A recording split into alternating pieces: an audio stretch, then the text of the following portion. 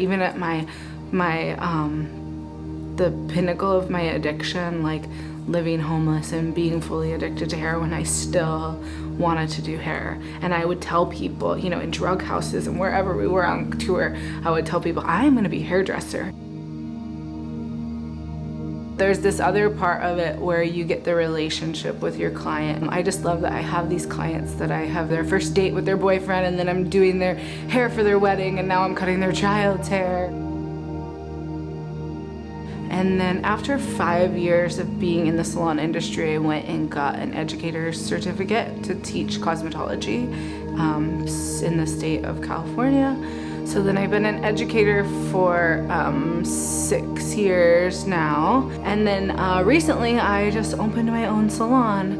I originally just thought that I would be creating and making, you know, an income for myself, but it has made me come alive. And there's so many things that I have done and so many places I've gone, but also so many students that I've enriched their life and helped just be a small part of helping them in their journey. My name is Brenna David. I am a career cosmetologist from a suburb of Chicago, Illinois. So when I grew up, I was just always, my family was really good. My mom was a nurse. My stepdad was the deputy chief of police. I was always kind of like fascinated with the life of party life. So I first shot up heroin when I was 16 years old, getting high using needles up to 6 times a day for 3 years between cocaine, opiates, pills, and heroin. I had a real need for an unconditional love, that I would have done whatever anybody wanted to do just out of getting a need inside of myself met. And all of that came from not knowing who I am. There was times when I would purposefully wake up in the middle of the night and have to shoot up just so that I didn't throw up in the morning. One of the turning points in my addiction was when I was on tour with a band. I was dating this guy, and we went to a concert, and that night we got high all night. You know, we were staying at a hotel. I did the same amount of drugs, and I woke up and he had fatally overdosed in the bed. I was given Narcan and taken to hospital, and I woke up 2 days later, handcuffed to the side of the bed, and didn't believe that he had died. I went to a faith-based rehab facility and lived there for 8 months and went through some of the most intense soul-seeking, the most raw moments of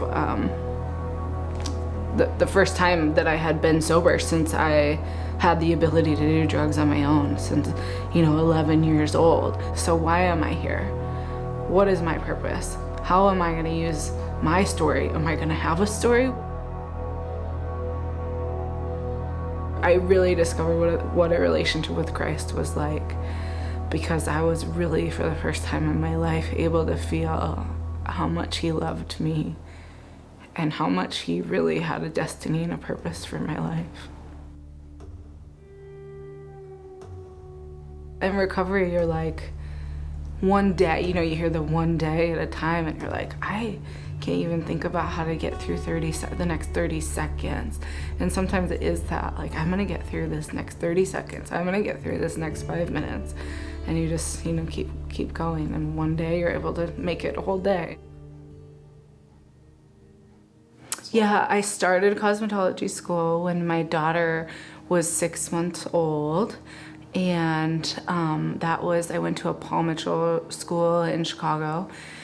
And getting through school was kind of intense because I was newly recovered, and but finally was at the place where I could actually go to school, and that was like every day. I was so excited to go to school. I was passionate about it.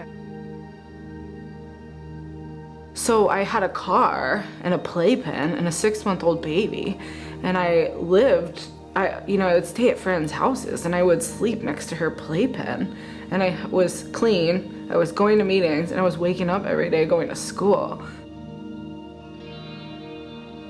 12-Step provides this amazing community of support when you need a meeting every day to stay sober, and you need accountability, and you need something of substance.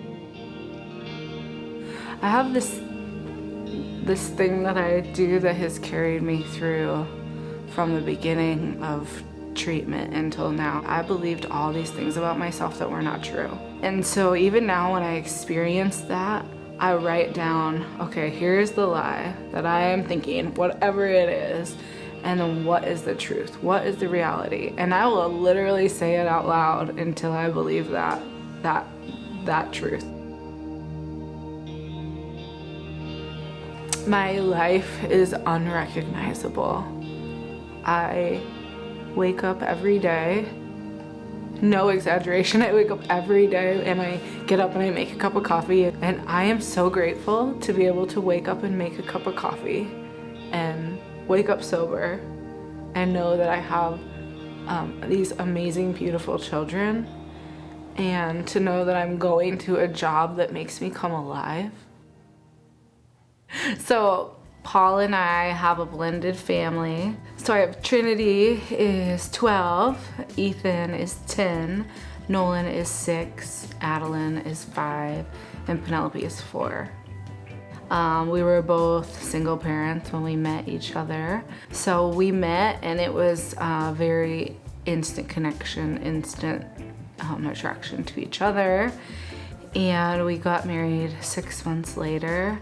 And well, we have, a salon, and we have a marketing company, and we have 5 children. And people say to me, wow, that is hard, and that is like a lot of stuff. What they don't see is what you've been through, and how much I've learned in recovery can just be applied. Recovery is doing the next right thing in front of you every day until eventually all those days have added up. It's all just one step at a time. Get there.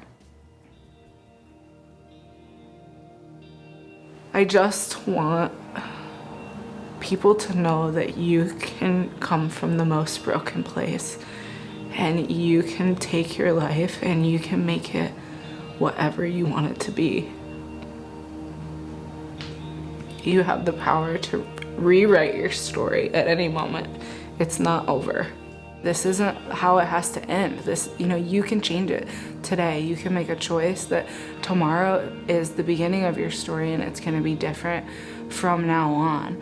And doing just that next right thing in front of you, there is another way, and this is not how it has to end. If you are feeling hopeless, desperate, broken, or are addicted, there is another way for you.